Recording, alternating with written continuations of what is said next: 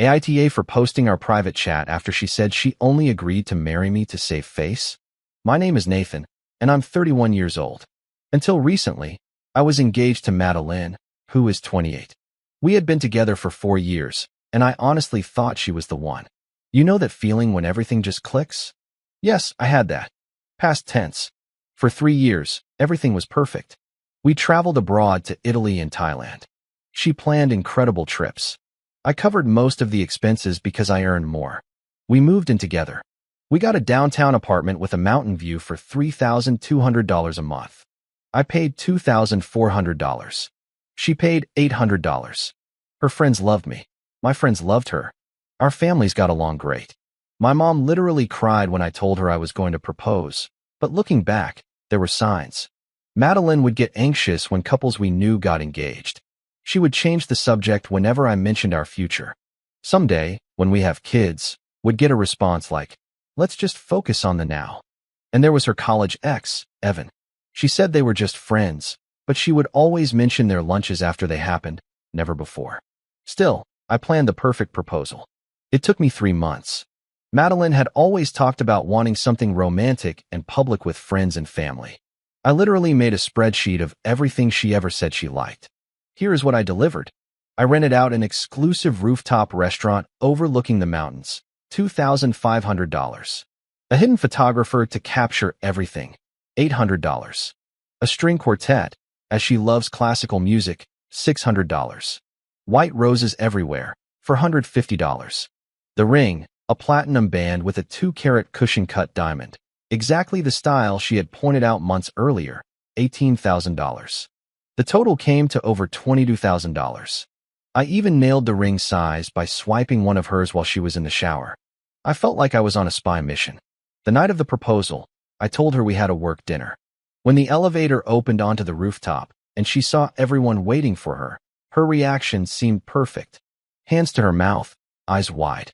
The quartet played "Can't Help Falling in Love," her favorite Elvis song. I led her to a circle of rose petals and candles with the city lights sparkling behind us. I gave my rehearsed speech about how she made every day brighter, how she was my best friend, how I could not imagine my future without her. Everyone was crying, recording on their phones. Then I opened the box. "Madeline, will you marry me?" Here's what I noticed. She hesitated. For maybe 2 seconds. Her eyes darted to the crowd, to the cameras, back to me. Then she said yes. Yes, of course. Everyone erupted. The pictures were perfect. Her Instagram story that night had 30 posts. The professional photos went viral. 40,000 likes. Hundreds of comments calling us couple goals. We dove headfirst into wedding planning. An 8-month timeline, a June ceremony, a fancy country club reception, an $80,000 budget. I put down $15,000 in deposits from my savings. Then, things got weird. Madeline started having long phone calls with her maid of honor, Sabrina, that would end abruptly when I walked into the room. I would catch snippets. "What if you are not really sure? You do not have to do anything you do not want to."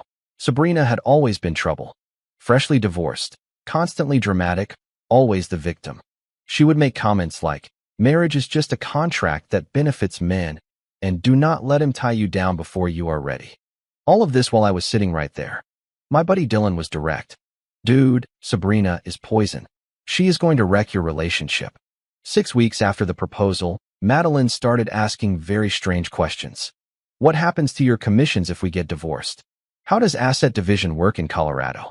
Would I be entitled to half of what you make during the marriage?" When I asked why she was thinking about divorce before we were even married, she would laugh it off. "Just curious." Sabrina was telling me about her divorce settlement. I am just being smart. Red flags everywhere, but I was too trusting. The intimacy died. Our intimate life went from 3 or 4 times a week to once every couple of weeks, and even then, it felt obligatory. She would check her phone right after. The affection disappeared. No more kisses hello, just a distracted hey from the couch as she stared at her laptop. I tried to talk about it. She blamed wedding stress, work, being tired, everything but the truth. I thought maybe she was depressed or overwhelmed. I suggested a weekend trip, just us, no wedding talk. She said she was too busy. I suggested a couple's massage. She said it was a waste of money. I even suggested just a simple dinner out. She said she was not in the mood, but she had time for Sabrina. They were having girls' night, dinners twice a week. She would come home late, sometimes past midnight, saying they lost track of time. One time, I smelled cigarette smoke on her. Madeline does not smoke. When I mentioned it, she said Sabrina had started again after her divorce, and she could not help it. The real breaking point came on a Friday night, 3 months after the proposal. I was working late on a big deal, trying to close the sale of a $6 million office building. The client was being difficult, constantly changing requirements, and my boss was pressuring me because it was the biggest deal of the quarter. I was stressed out of my mind.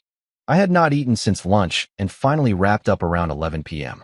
I got home exhausted to find Madeline on the couch with a nearly empty bottle of wine, scrolling on her phone.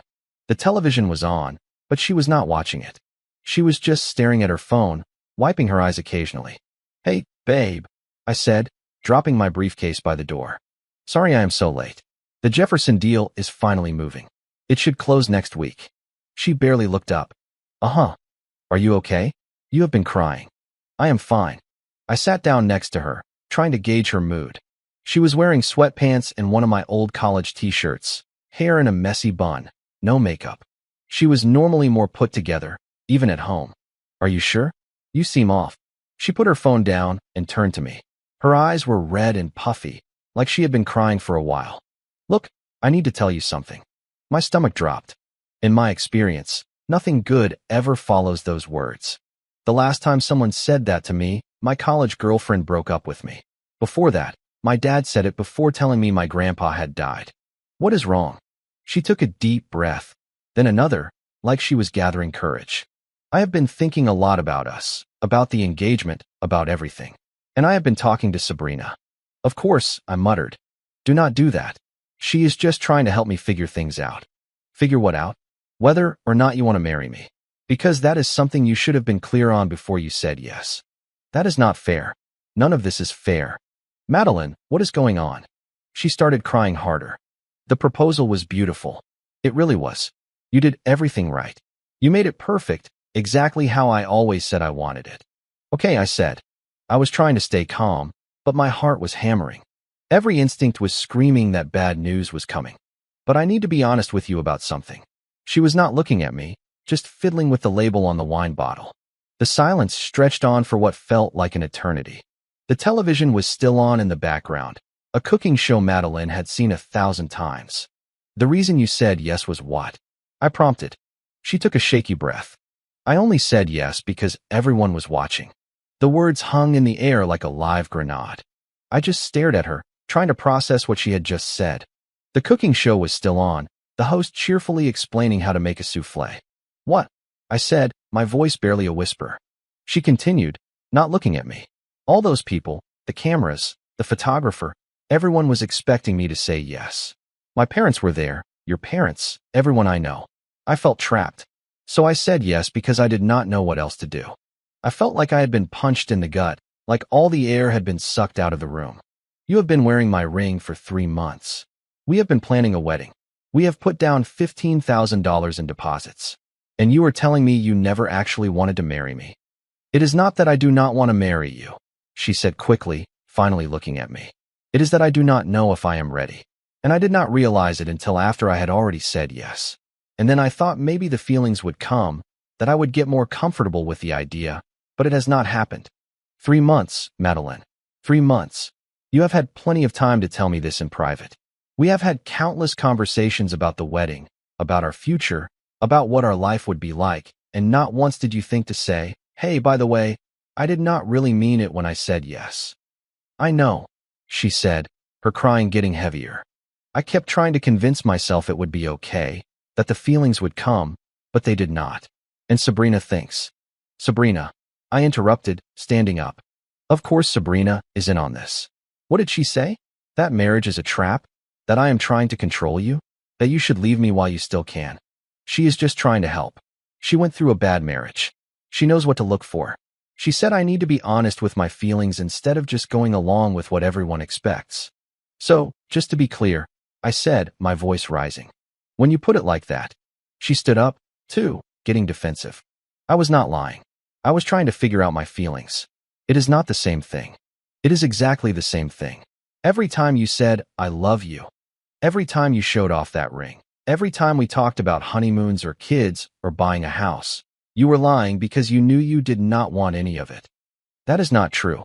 I do love you. I just do not know if I want to be married. To anyone. Or just to you. She hesitated. That hesitation told me everything I needed to know. I grabbed my keys from the counter. I need to go before I say something I regret. Nathan, wait. We need to talk about this. We can fix this. Maybe couples therapy. Therapy for what? You do not want to marry me. You said yes out of obligation. There is nothing to fix. The engagement is over. Do not do this, please. I made a mistake by not telling you sooner, but that does not mean we have to throw everything away. But I was already on my way to the door. I drove for hours and ended up at my friend Dylan's place. Dylan has been my best friend since college. He works in tech sales and makes an absurd amount of money selling enterprise software. I told him everything. The proposal, the 3 months of wedding planning, Madeline's confession, all of it.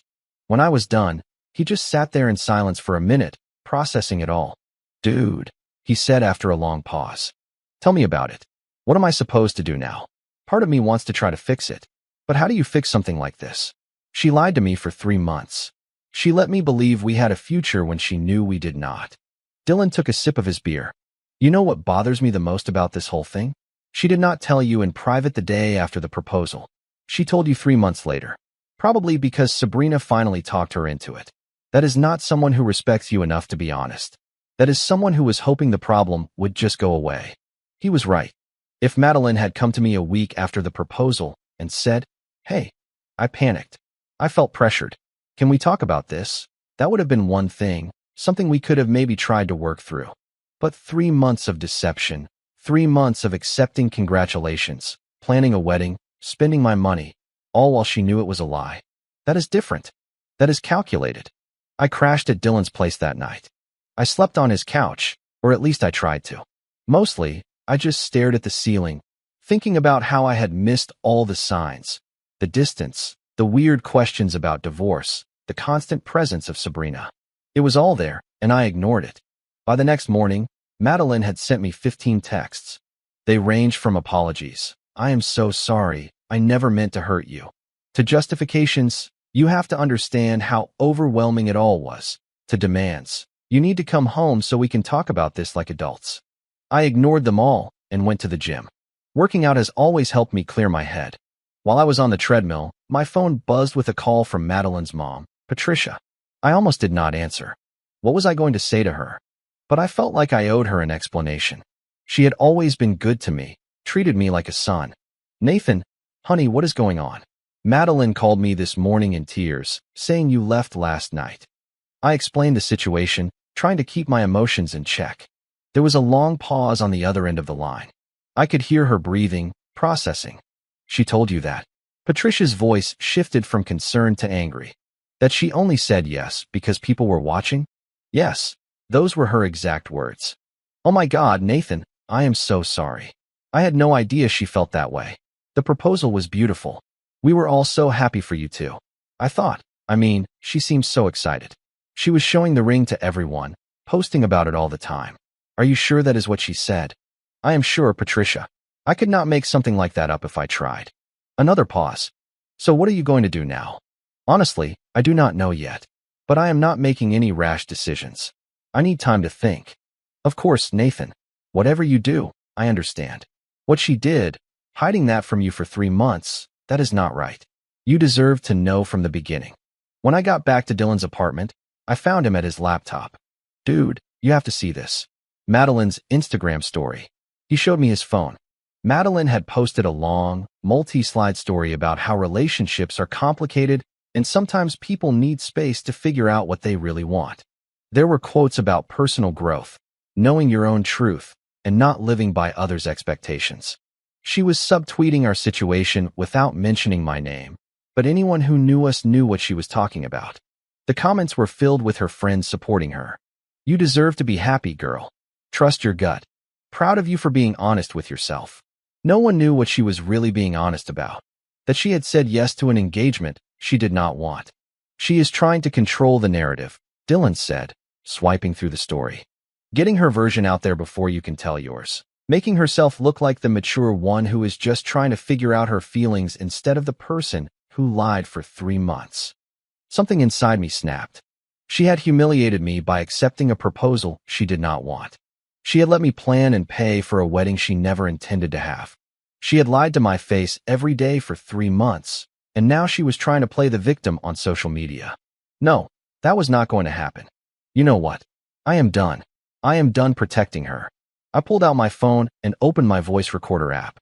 I told you I recorded our conversation last night. Dylan's eyes went wide. You did what?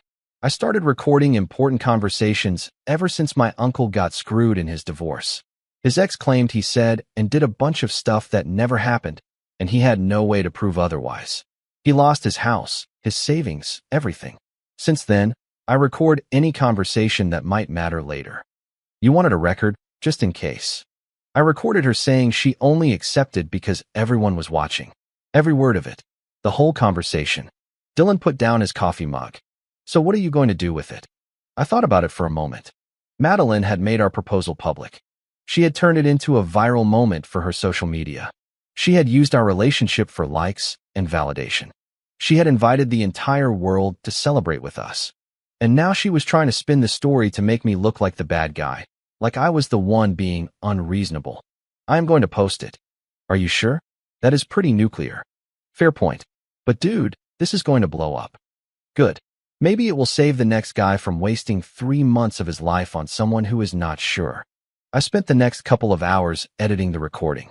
I cut out anything truly private, like details of our intimate life or things about her family that were not relevant. But I left in the core confession. I only said yes because everyone was watching. Then I wrote a post to go with it. It read, 3 months ago, I proposed to my girlfriend in what I thought would be the happiest moment of our lives. I spent months planning it. I spent thousands of dollars to make it perfect and included our closest friends and family. She said yes, and we have been planning our wedding ever since. Last night, she told me she only said yes because everyone was watching. She felt trapped by the public nature of the proposal and could not say no in front of our families and the cameras. I am heartbroken, not just because she does not want to marry me, but because she lied to me for 3 months. She let me believe we were building a future together, knowing it was all based on a performance. She accepted congratulations from our families. She let me put down $15,000 in wedding deposits. She wore my $18,000 ring and showed it off to the world, all while knowing she did not mean it. I am posting this not to shame anyone, but because the truth matters. Our engagement was made public, and now our breakup will be too. If you are going to propose, make sure your partner actually wants to say yes and is not just feeling obligated to. The wedding is canceled. The ring will be returned. The deposits are lost. I am moving on. To everyone who congratulated us, I am sorry for this outcome. I thought it was real too. To Madeline, I wish you the best in figuring out what you really want, but it will not be with me.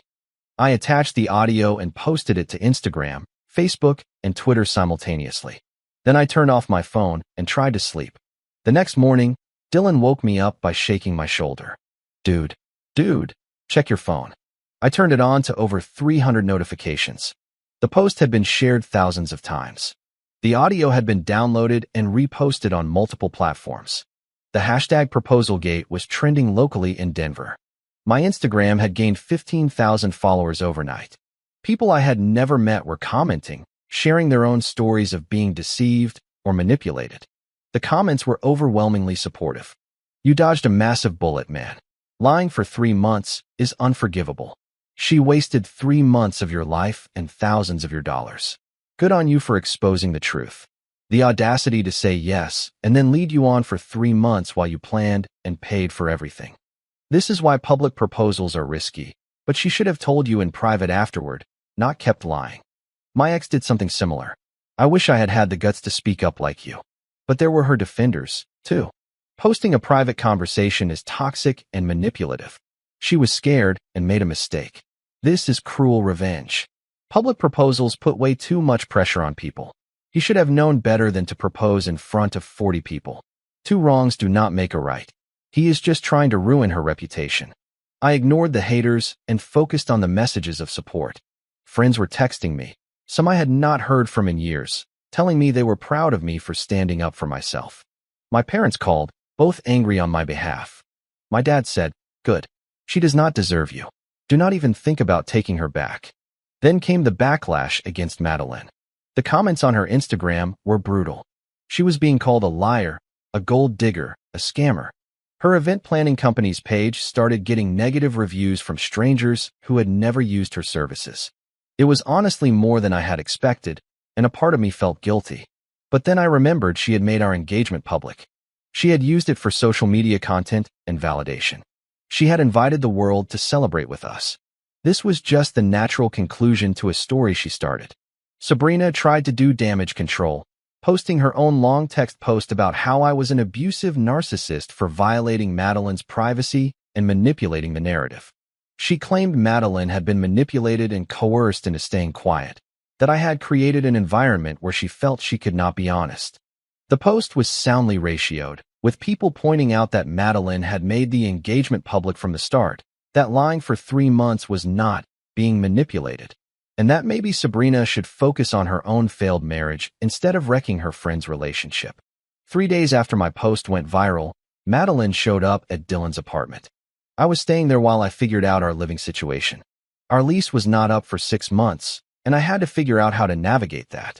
Dylan answered the door, saw her standing there, and immediately said, "Nathan, you have a visitor." She looked awful.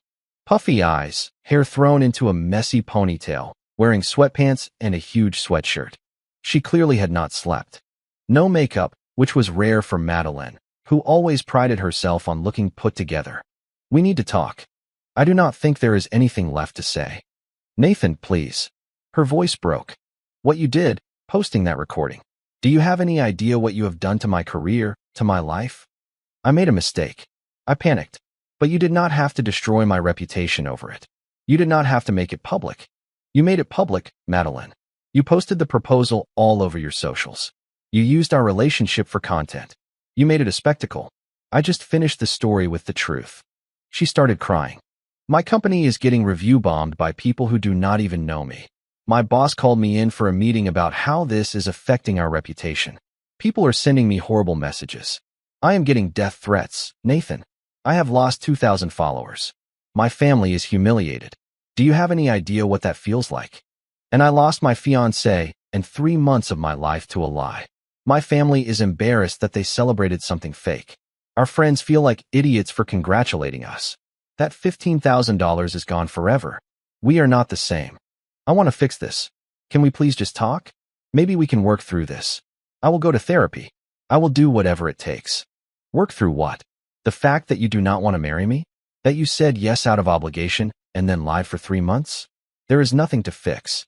Madeline, if you really wanted to be with me, you would have told me the truth from the beginning. You would not have spent 3 months lying to my face, accepting congratulations from our families, and planning a wedding you knew you did not want. That is not love. That is cowardice. Or worse, it is manipulation." Sabrina said I should just tell you how I was feeling. She said I needed to be honest. She was just trying to help me. Sabrina wanted you to blow up our relationship because misery loves company. She has been divorced for a year, and she has not moved on. She sees your happiness as a personal offense. Do not blame her for your choices. You are a grown woman. You made the choice to lie. You made the choice to keep wearing that ring and plan that wedding knowing it was all fake. Madeline was sobbing uncontrollably now, tears streaming down her face. "Please, I will do anything. We can go to counseling. I will talk to my therapist about my commitment issues. I will cut Sabrina out if that is what you want. Just please, take the post down. Please make it stop." "No, Madeline. The post stays up. It is the truth. You can either own what you did or keep playing the victim, but I am done being a part of your story. The engagement is over. We are over. Be out of the apartment by the end of the month, or I will. Either way, it is done." She left after that, still crying. Dylan had been watching from the kitchen. He came over and handed me a beer. "You did the right thing. It does not feel right. It feels like a mess. The truth is messy. That is because you are a good person. But dude, she lied to you for 3 months. She used you for financial security and social media content. You do not owe her anything." 2 hours later, her lawyer emailed me a cease and desist letter, demanding I take down the post immediately or face legal action. My lawyer, yes, I hired one the day after Madeline's confession because I knew this was going to get ugly, looked it over and laughed. This is worthless, he told me over the phone. Colorado is a one-party consent state for recordings. You were part of the conversation, so it is legal. The post is not defamatory because it is true. You can prove she said those things. She does not have a case.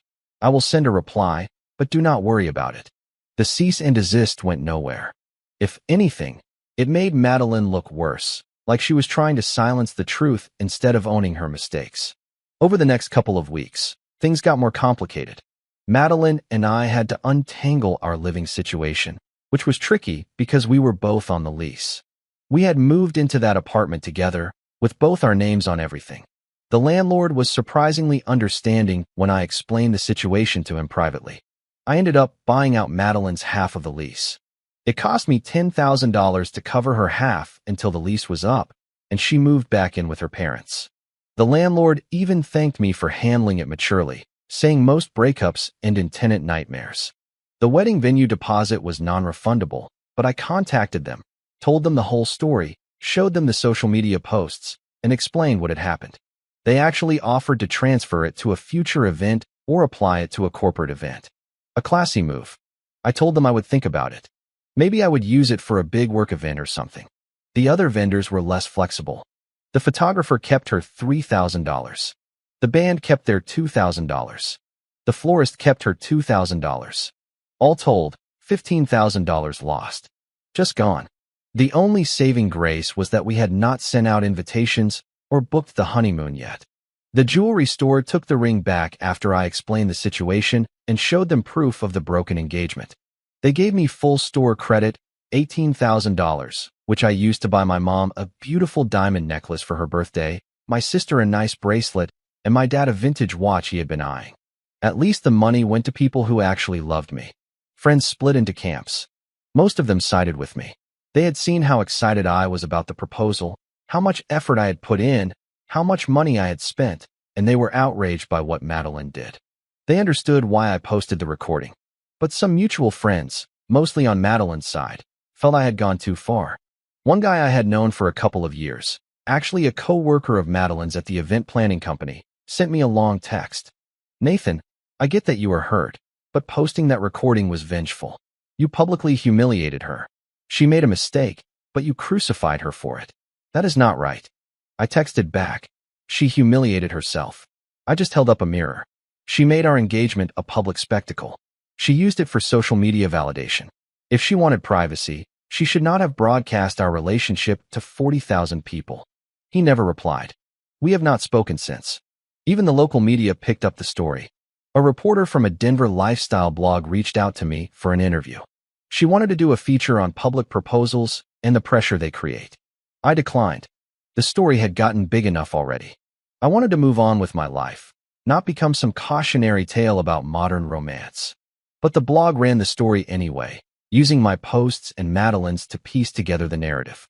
The comments section was divided. Some people defended Madeline's right to change her mind. Others pointed out that deceiving someone for 3 months is unforgivable. I did not read most of it. I did not want to get sucked back into the drama. Sabrina tried one last time to salvage Madeline's reputation by posting a long Twitter thread, claiming the recording was taken out of context and that I had pressured Madeline into accepting the proposal by making it so public. She implied that I had deliberately trapped her in a situation where saying no would be humiliating, and that made me the real villain. The problem? Several people who had been at the proposal came forward with their own videos and testimony. Madeline's own cousin posted a video she had taken showing Madeline's face when I proposed. She looked happy, thrilled, emotional, not trapped or pressured, just happy. Or at least, she looked it. Good actress, I guess. One of Madeline's cousins, Kendall, with whom I had always gotten along, even posted, I was there. No one pressured Madeline to do anything. Nathan planned something beautiful, because that is what she always said she wanted. Do not rewrite history just because it did not work out. My cousin made a choice, and it was the wrong one. She needs to own it. Even Madeline's mom, Patricia, reached out to me privately. Nathan, I want you to know that what my daughter did was wrong. I am ashamed of the way she handled all of this. You deserved better, and you handled it with more grace than I would have. I am sorry you were hurt. I am sorry our family was a part of that pain. You will always be welcome in our home, even if Madeline is not with you." That message meant more to me than anything else. Patricia had always been kind to me. She always treated me like family. Knowing she did not blame me, that she saw the truth, helped a lot. A month later, things had calmed down considerably. My social media following had stabilized at around 50,000. People love good drama, apparently. The post was still up, still getting comments and shares, still sparking debates about public proposals, honesty, and relationships. I started getting private messages from other people who had been through similar situations, thanking me for speaking out. One of those messages stuck with me. My fiancé told me, "I am not sure 3 days before our wedding. I had already spent $60,000. Your post gave me the courage to call it off instead of just going through with it and hoping things would change. Thank you. You saved me from making the biggest mistake of my life. That made it all worth it." If my mess helped even one person avoid the same situation, then posting that recording was the right call. From what I heard through the grapevine, Madeline had taken a break from social media. She deleted her Instagram, deactivated her Facebook, and disappeared from Twitter. Her event planning company had let her go, not directly because of the viral video, but because the negative attention had cost them several clients. Corporations do not want to work with companies associated with public relationship drama. She was bartending at a high-end restaurant downtown while she figured out her next move. Kendall, her cousin, told me Madeline was in therapy twice a week, trying to work through her issues with commitment, people-pleasing, and whatever else led her to say yes to a proposal she did not really want. A part of me felt bad for her. I did not want to ruin her life, to get her fired, to have her receive death threats, to embarrass her family. But another part of me, the part that was lied to for 3 months, the part that believed in a future that never existed, felt like justice had been served. She made choices. Now she was facing the consequences. One night, Dylan and I were out for a drink when he asked me, "Do you regret posting it?" I thought about it for a long time. No. She turned our engagement into a public performance. She put it out there for the world to see and validate. She cannot be mad when the ending is not the one she wanted. She wrote the script. I just showed the finale. And dating? You think you will get back out there? Eventually. Right now, I am just focusing on work and myself. But yes, eventually. And next time, I am asking the hard questions before I spend $18,000 on a ring. I am making sure I know what I am getting into. No more assumptions. 3 months after the post went viral, I ran into Madeline at a mutual friend's birthday party. It was awkward as hell. The party was at a rooftop bar downtown, ironically not far from where I had proposed. I hesitated to go, but I was not going to let my ex dictate my social life. She was there with Sabrina, of course, and I was with Dylan and a few coworkers. We managed to avoid each other for most of the night, sticking to opposite sides of the venue, but at one point I was standing alone at the bar waiting for a drink when she walked up to me. "Hey, how are you?" "I am good. You?" She paused, looking down at her hands. "I am sorry for what I did, for how I handled everything. You deserved better." "Yes, I did. For what it is worth. I have been in therapy, working on my issues with commitment and people-pleasing, trying to understand why I did what I did, why I said yes when I was not sure." "I am glad to hear that, Madeline. I really am. I hope it helps you." "Me too." She looked like she wanted to say something else, but she did not. "I should get back to Sabrina. You take care." She walked away, and I felt nothing. No anger, no residual love, no regret. Just indifference. That is when I knew I was truly over it. When you feel absolutely nothing, that is real closure. Comment. Going through this was one of the hardest things in my life, but it taught me something incredibly valuable. Real connection isn't about creating a perfect picture for everyone else. It's about the courage to be completely honest, especially when it's difficult. Always choose the messy truth over a beautiful lie, because that's the only foundation for genuine happiness. Ultimately, respecting yourself enough to walk away from what isn't real is the first step toward finding what is. If you like the stories, don't forget to leave a comment and support the channel by subscribing. See you in the upcoming stories.